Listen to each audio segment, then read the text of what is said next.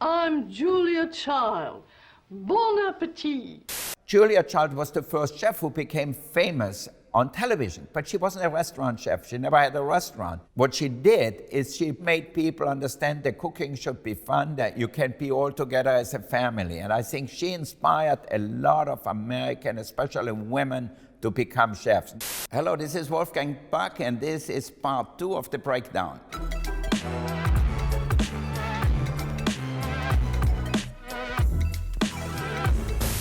First up, bird.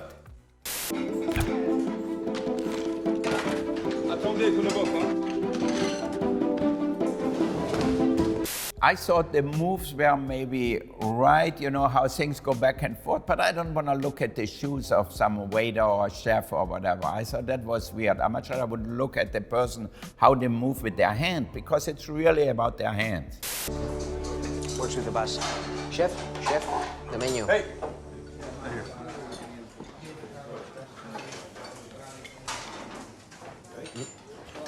It looked to me like they were tasting the food and tasting the wine to go with it, like almost a food and wine pairing, and see maybe how the two different things gonna make it into one great experience. In a restaurant where you have a sommelier, somebody responsible for the wine and knows generally much more about wine than the chef might know more about the taste. So if they work together, maybe they can make the perfect experience if you have the right combination, the right wine with the right dish. Often I see people in restaurants, they have oysters, they have some seafood appetizer, whatever it is, but they already ordered their Cabernet Sauvignon or things like that, a good red wine, and then they have oysters on the table or crab on the table, which would be great with a good crisp white wine, a glass of champagne. So to me, it's really important to have the right wine with the food. Onion?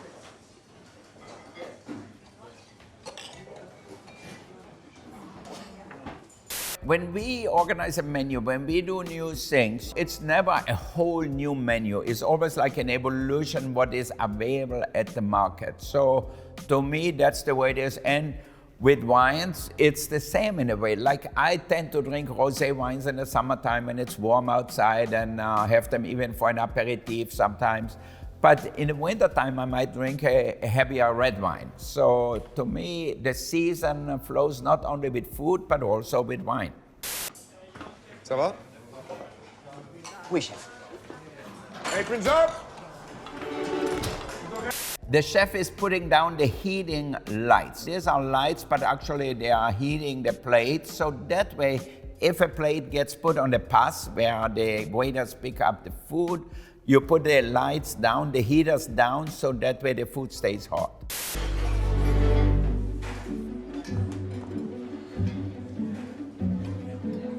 Very often you see now in restaurants, chefs using flowers, for example, for color. Some of them for taste too, but more for color. So if you put the flower of a garlic chives, it will have flavor. If you put a nasturtium flower, it will have this peppery flavor. So not only it will make the dish look beautiful, but also taste good. I want to have both. I want it to look good, but first of all, it has to be delicious, not just to throw something on it and say, okay, now it looks better. It has to have purpose.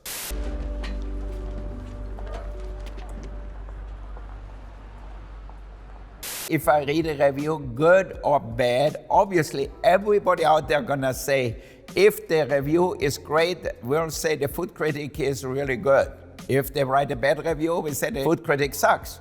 So somewhere in the middle is the right thing. I really believe that we are maybe not as great as somebody said or not as bad as somebody would said. Somewhere in the middle is maybe the right balance, because a lot of these food critics from newspapers go with a preconceived notion to a restaurant. So they know already, this is a fancy restaurant, let's hit them over the head a little bit. Or this is a hole in the wall, let's make them look really good. I went to some restaurants, when I read the review, I said, wow, this is amazing. And then I said, what was the guy smoking to write like that about this restaurant? You know, so I think the food critic, for better or for worse, have very little power today. In comparison, the way it was 30, 40 years ago, a food critic of the New York Times, the LA Times, or San Francisco paper, wherever, when they wrote a great review about your restaurant, you know you would be full for 6 months.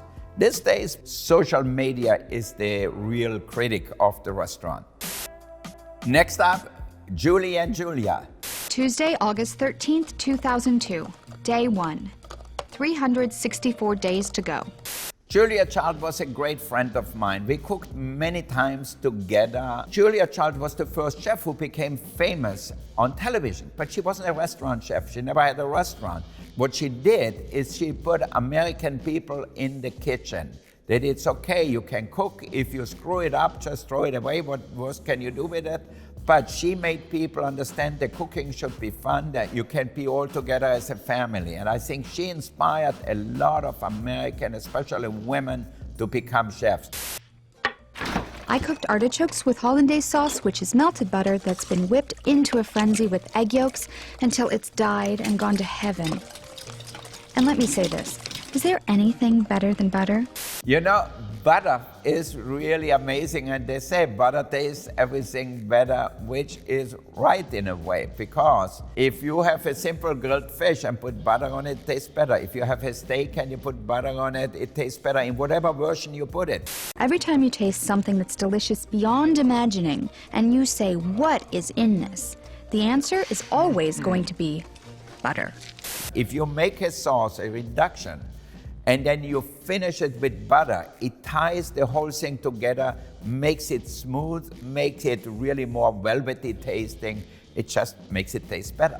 If you have, like in a movie, artichokes, and you make a hollandaise, it's basically egg yolk, which is fat, and then you add a lot of butter to it and season it with a little lemon juice, a cayenne and salt and pepper, and it will taste delicious with anything. I think chefs might rely in French restaurants too much on butter. They put butter on the bread, they put butter in the sauces, they put butter in the soup.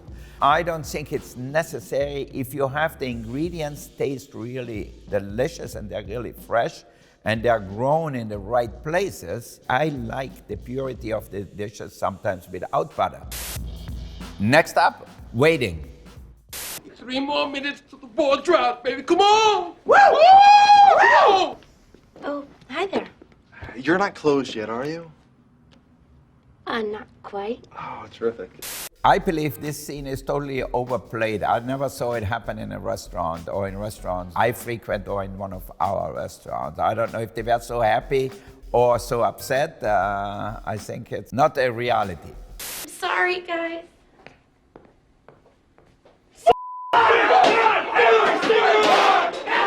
It's so interesting because I have people come to the restaurant really late, even in the old time when I was the only one there. One time Jack Nicholson came from somewhere really late. We closed the kitchen and he said, Wolf, what's to eat? And I said, oh, what would you like, meat or fish? Or he said, okay, cook me some fish, give me some pecan pie. And I made it for him and I stayed, instead of going home at 11, I stayed until 12 o'clock. Especially if we know them, if they're regulars, we will cook for them. But if it's somebody comes not appropriately dressed, you see they don't fit really into the restaurant, we said, I'm sorry, we are closed. Next up, overboard. I prepared and handled raw food. I hunt it, you cook it. You shot a chicken? Come on, honey, save the jokes. We're starving here. Probably gonna make chicken soup.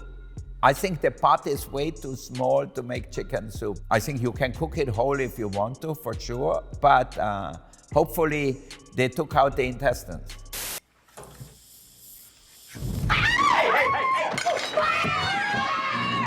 We had many fires in the kitchen. As a matter of fact, we had one in Washington in our restaurant where they didn't do the ventilation right. So the whole thing caught fire. We had to evacuate the restaurant, so it was very problematic. And sometimes, we all have hoods in the restaurant. If the hoods are not cleaned properly, they can catch fire, and then the fire extinguisher go off, and we have to close the restaurant. I remember one time we had a fire at Chinois with oil, which is very dangerous. and some stupid guy put water in the hot oil, and then it flamed up like crazy. So the fire trucks came and everything. So I think we had a few fires. I'll get the burn ointment. You'll be all right.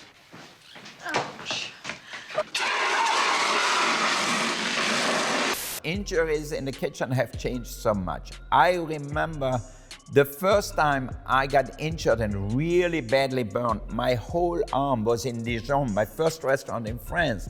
I did not speak French. It was the first week I was there. I stayed at the hospital overnight, and I still remember I was on the operating table. They took off pieces of skin and I was lying there. I said, God, I don't know what they're gonna do with me. And then I stayed overnight, and then they let me go. I went back to the restaurant and I started to work the next day with heavy bandage around, but it was so hot. I also had splutters in the face. So just being in the kitchen was so painful.